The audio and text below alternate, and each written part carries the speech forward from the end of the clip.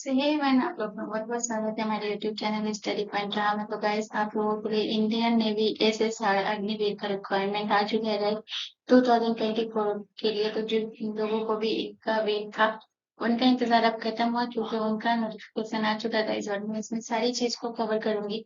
आपका applying date, closing date, आपकी exam pattern, आपकी सैलरीज, कितने टाइम चाहिए आपको यहाँ पे वर्क करना है, आपकी ड्यूटी मिलेंगे, वो सारी चीज को मैं कवर करूंगी। तो प्लीज गाइस वीडियो को पूरा जरूर देखिएगा एंड एंड तक जरूर बने रहिएगा।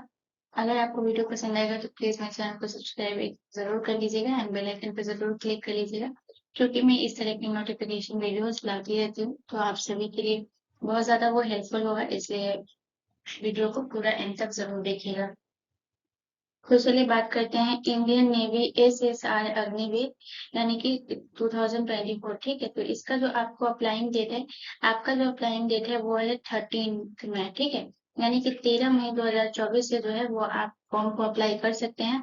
अगर बात करें क्लोजिंग डेट की, तो आपका जो क्लोजिंग डेट है वो है आपका 27 मई 2024। तो यानी कि आपको ज्यादा टाइम तक इसका टाइम नहीं मिला है, यानी कि 13 से लेकर 27 मई तक ही आपको फॉर्म अप्लाई करने का टाइम मिला है। तो इसमें ज्यादा टाइम नहीं है, इसीलिए मैं इस वीडियो में सारी चीज को क्लियर की हूँ, यहाँ तक कि आपके सिलेक्शन प्रोसेस को भी क्लियर की हूँ कि आपको कितने स्टेज में आपका सिलेक्शन प्रोसेस होगा। तो मैं सारी चीज को क्लियर की हूँ, तो इस वीडियो को पूरा जरूर देखिएगा अगर आप अप्लाई करना चाहते हैं तो। और ये बहुत अच्छी चीज है, एक बार आप जरूर इसको अच्छे से देखिए। तो जो 13 मई को आप अप्लाई डेट स्टार्ट होगा और जो 27 मई है उसमें आपका क्लोजिंग डेट जो है वो खत्म हो जाएगा। अगर टाइम स्पेन की बात करें तो टाइम स्पेन है इसमें 4 इयर्स है। ठीक है, यानी कि 4 साल इसमें दिए हुआ है कि आप इसमें अगर आप इसको क्वालिफाई करते हैं तो सिर्फ 4 साल तक ही आप यहाँ पे वर्क करेंगे, या फिर आपकी जो भी सैलरी रिक्वायरमेंट है या जितनी भी आपको सैलरी मिलेगी वो सिर्फ 4 साल तक ही मिलेगी, इसके बाद नहीं मिलेगी। बट इसके हर साल का अलग अलग सैलरी है, तो अमाउंट अलग है, तो मैं आपको वो भी क्लियर करूंगी। तो चलिए नेक्स्ट पॉइंट को देखते हैं। अगला पॉइंट है हमारा ऑफिशियल वेबसाइट। तो ऑफिशियल वेबसाइट की बात करें तो HTTPS join Indian navy .nic.in पर जाकर आप अप्लाई कर सकते हैं, और आपको घबराने वाली बात नहीं, आपको मेरे डिस्क्रिप्शन में इसका लिंक मिल जाएगा, तो आप वहां से भी चेकआउट कर सकते हैं। ठीक है, अगर बात करें एज लिमिट की, तो एज लिमिट है आपका 17.5 साल से लेकर 21 ईयर तक। ठीक है, तो इसमें मतलब कि ज्यादा एज आप लोगों का नहीं है, तो इसलिए बहुत कम एज वाले लोग के लिए है। तो इसमें याद रखिएगा कि 17.5 से लेकर 21 ईयर वाले लोग ही इसको अप्लाई कर सकते हैं। अगर बात करें क्वालिफिकेशन की, तो क्वालिफिकेशन में जैसे कि इसमें अग्निवीर में दो है, जिसमें कि है अग्निवीर एसएसआर और अग्निवीर एमआर है। तो मैं दोनों की बात कर देती हूँ। तो अग्निवीर एसएसआर में है, जिसमें आप क्वालिफिकेशन देख सकते हैं 10+2 intermediate examination with mathematics, physics with one of the following subject chemistry, biology and computer science. ठीक है, तो ये आपका है 10+2 एग्जाम होना चाहिए, वो भी मैथमेटिक्स से, फिजिक्स से, या फिर कोई भी इसमें जो दिया हुआ है केमिस्ट्री, बायोलॉजी या फिर कंप्यूटर साइंस से आपका होना चाहिए 10+2। अगर बात करें नेक्स्ट पॉइंट की, तो अगला पॉइंट है अग्निवीर एमआर की। ठीक है, तो अग्निवीर एमआर में है आपका क्लास 10 यानी कि हाई स्कूल एग्जामिनेशन। इसमें +2 नहीं है, इसमें सिर्फ हाई स्कूल है, यानी क्लास 10 वाले लोग के लिए, जिसमें पास होना चाहिए कोई भी मान्यता प्राप्त बोर्ड से। अगर आप पास है तो वो अग्निवीर एमआर में अप्लाई करेंगे, और जो भी 10+2 पास है वो अग्निवीर एसएसआर में अप्लाई करेंगे। अगर मटेरियल स्टेटस की बात करेगा, तो मटेरियल स्टेटस में यानी कि इसमें कोई भी होगा वो मैरिड नहीं होगा। Unmarried male and female candidates यानी कि बोथ, यानी कि मेल एंड फीमेल दोनों अनमैरिड होंगे तभी आप इसको अप्लाई कर सकते हैं। तो इसमें मटेरियल स्टेटस है अनमैरिड। अब बात करते हैं एप्लीकेशन फी की। तो एप्लीकेशन फी की बात करते हैं, यानी कि जनरल, ओबीसी और ईडब्ल्यूएस का एप्लीकेशन फी है 550 रुपया, और SC ST वाले लोग के लिए भी है 550 रुपया। तो इसमें मतलब कि दोनों लोग के लिए 550 एंड 550 है। तो अब किसी भी कैटेगरी के हैं आपको 550 ही पे करना है, चाहे वो आप जनरल वाले हो, ओबीसी वाले हो, ईडब्ल्यूएस वाले हो, SC वाले हो या फिर ST वाले हो। ठीक है, ध्यान रखिएगा, और सबसे बड़ी पॉइंट इसको याद रखिएगा कि जो अग्निवीर एमआर और अग्निवीर एसएसआर में, ठीक है, तो इस दोनों पॉइंट को याद रखिएगा। अग्निवीर एमआर में क्लास 10th वाले अप्लाई करेंगे, और अग्निवीर एसएसआर में क्लास 12 वाले जो पास कर गए हैं वो अप्लाई करेंगे। और ये भी ध्यान रखिएगा कि ये अनमैरिड है। ठीक है, तो मैरिड वाले लोग के लिए ये नहीं है ये फॉर्म, तो ध्यान रखिएगा। चलिए नेक्स्ट पॉइंट की तरफ। अगला पॉइंट है सिलेक्शन प्रोसेस। तो किसी भी एग्जाम को जाने के लिए सिलेक्शन प्रोसेस बहुत ज्यादा इंपॉर्टेंट होता है। तो सिलेक्शन प्रोसेस उसका बहुत इंपॉर्टेंट पार्ट होता है, क्योंकि आप किसी भी एग्जाम को देने के लिए आपको पता होना चाहिए कि आपको कितने स्टेज से गुजरना है, उसमें क्या क्या आपको कितने स्टेज में क्या क्या करना है, उसके लिए आप एलिजिबल है कि नहीं है, तो आप उसको भी ध्यान रखिए। तो सबसे पहले आपका टोटल अगर बात करें तो स्टेज 1, स्टेज 2, स्टेज 3, स्टेज 4 और स्टेज 5, यानी कि आपको इस एग्जाम में सिलेक्शन लेने के लिए आपको टोटल 5 स्टेज से गुजरना पड़ेगा, तब जाकर आपका जो है वो सिलेक्शन होगा। तो स्टेज अगर 1 की बात करें तो इसमें आपका होगा रिटेन एग्जाम होगा, ठीक है। और अगर स्टेज 2 की बात करें तो इसमें आपका फिजिकल एफिशिएंसी टेस्ट यानी कि पीईटी होगा। फिर आप यहाँ क्वालिफाई कर लेंगे तो फिर आप स्टेज 3 पे आएंगे और यहाँ पे आपका होगा फिजिकल मेजरमेंट टेस्ट यानी कि पीएमटी, इसमें मेजरमेंट होगा।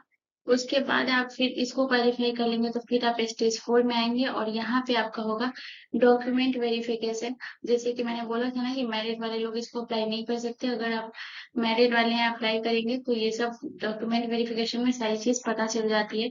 तो ये ध्यान रखिएगा। फिर आपका स्टेज 4 में होगा डॉक्यूमेंट वेरिफिकेशन। फिर आप इसको यहाँ से क्वालिफाई करेंगे तब आपका आएगा स्टेज 5, यानी कि इसमें होगा आपका मेडिकल एग्जामिनेशन, ठीक है। तो आप फिजिकली फिट है कि नहीं है ये आपका इसमें एग्जामिनेशन होगा। तब जाकर जो आप इस पांचों स्टेज से गुजर जाएंगे तब जाकर आपका जो है वो सिलेक्शन होगा। तो ये है आपका सिलेक्शन प्रोसेस और ये आपके लिए बहुत ज्यादा इंपॉर्टेंट है, तो इसको ध्यान रखिएगा। फिजिकल एफिशिएंसी टेस्ट के लिए अलग रिक्वायरमेंट है, फिजिकल मेजरमेंट टेस्ट के लिए अलग रिक्वायरमेंट है। तो इस दोनों के लिए जो है मैं इस पे नहीं बनाई हूँ, क्योंकि अगर आप लोग रिटन एग्जाम पास कर लेंगे जब इसका रिजल्ट आ जाएगा तब जाकर मैं फिजिकल वाले और फिजिकल मेजरमेंट वाले पे वीडियो बनाऊंगी। चलिए नेक्स्ट क्वेश्चन की तरफ। तो गाइस आप बात करेंगे एग्जाम पैटर्न के बारे में, जो कि बहुत ज्यादा इंपॉर्टेंट चीज है, तो इसको ध्यान से देखिएगा क्योंकि यही आपका सबसे पहला जो होगा वो आपका रिटन एग्जाम में होगा, जिसमें आपको ये क्वालिफाई करना बहुत जरूरी है। इसके लिए आपको सब्जेक्ट का पता होना चाहिए, आपको टोटल नंबर ऑफ क्वेश्चन कितने होंगे और ड्यूरेशन कितने होंगे। तो अगर बात करें सब्जेक्ट की तो आपका है इंग्लिश है। उसके बाद आपका अगला सब्जेक्ट है जनरल अवेयरनेस। उसके बाद है आपका मैथमेटिक्स एंड फिर आपका है साइंस, ठीक है। तो यानी कि आपको टोटल 4 सब्जेक्ट का प्रिपरेशन करना है, जिसमें इंग्लिश, जनरल अवेयरनेस और मैथमेटिक्स और साइंस, इसका आपको प्रिपरेशन करना है। अगर टोटल नंबर ऑफ क्वेश्चन की बात करें तो ये चारों सब्जेक्ट मिला के आपका 100 क्वेश्चन होगा, यानी कि टोटल नंबर ऑफ क्वेश्चन 100 होंगे और आपको ड्यूरेशन सिर्फ 60 मिनट का मिलेगा। तो इसमें जो टाइम मैनेजमेंट होता है वो बहुत ज्यादा इंपॉर्टेंट होता है, क्योंकि टाइम मैनेजमेंट एक ऐसी चीज है, यही आपको ज्यादा से ज्यादा आप चीजों को क्लियर करने के लिए आपको मतलब उसमें प्रैक्टिस होना चाहिए। क्योंकि आपको सिर्फ 60 मिनट में आपको टोटल नंबर ऑफ क्वेश्चन 100 है, तो आपको इसको आपको क्रैक करना है, तो ये बहुत इंपॉर्टेंट होता है और वो भी करेक्ट आंसर पे क्लिक करना है, तो उसके लिए आपको टाइम मैनेजमेंट और प्रैक्टिस होना बहुत जरूरी है गाइस। चलिए नेक्स्ट पॉइंट की बात करते हैं। तो आज जो मैं बात की थी सैलरी की, यानी कि इसमें जो मैं आपको बताई थी फर्स्ट में टाइम स्पेन जो है वो आपका 4 इयर्स के बारे में जो मैं बताई थी, तो इसमें सिर्फ आपको 4 साल ही इसमें सिर्फ वर्क करना है। तो इस 4 साल में जो आपको वर्क करना है तो फिर इसमें मैं बताऊंगी कि इस 4 साल में जो है अलग अलग सैलरीज पैटर्न है, ठीक है। तो यानी कि आपको फर्स्ट ईयर में जो सैलरी मिलेगी वो मिलेगी 30,000 रुपया पर मंथ आपको सैलरी मिलेगी। फिर सेकेंड ईयर में आप आएंगे, यानी कि आप यहाँ पे देख सकते हैं पर मंथ, ठीक है। यानी 1 साल तक जो आपको पर मंथ सैलरी मिलेगी वो 30,000 मिलेगी, ठीक है। फिर जब आप सेकेंड ईयर में आएंगे तो आपको 33,000 रुपया सैलरी मिलेगी और वो भी पर मंथ मिलेगी, ठीक है। फिर आप जब थर्ड ईयर में आएंगे तो आपको 36,500 सैलरी मिलेगी और वो भी पर मंथ मिलेगी, ठीक है, थर्ड ईयर में। और उसके बाद अगर फोर्थ ईयर की बात करें तो आपको 40,000 रुपया सैलरी पर मंथ मिलेगी, ठीक है। ध्यान रखिएगा ये टोटल 4 इयर्स का सैलरी है जो अलग अलग है, आपको हर ईयर में आपको यहाँ तक कि बढ़ा करके ही मिलेगा ज्यादा अमाउंट में। तो ये आपके सैलरी पैटर्न है। तो होपफुली गाइस मैंने इसमें सारी चीज को क्लियर कर दिया है, ताकि आप लोगों को कोई इसमें दिक्कत ना हो। अगर कुछ दिक्कत है तो प्लीज मुझे कमेंट बॉक्स में जरूर बताइएगा। एंड होपफुली आप लोगों को ये पसंद आया होगा, तो प्लीज मेरे चैनल को सब्सक्राइब जरूर कर लीजिएगा एंड बेल आइकन पे जरूर क्लिक कर लीजिएगा ऐसी ही वीडियोस के लिए। और आप लोगों से बस इतना ही रिक्वेस्ट है कि प्लीज इस वीडियो का टारगेट 50 लाइक्स है, तो प्लीज 50 लाइक जरूर करिएगा। और अगर आप लोग इसमें इंटरेस्टेड है तो आपको इसका लिंक मेरे डिस्क्रिप्शन में मिल जाएगा, तो आप वहां से भी इसको अप्लाई कर सकते हैं। तो मिलते हैं नेक्स्ट वीडियो में। धन्यवाद।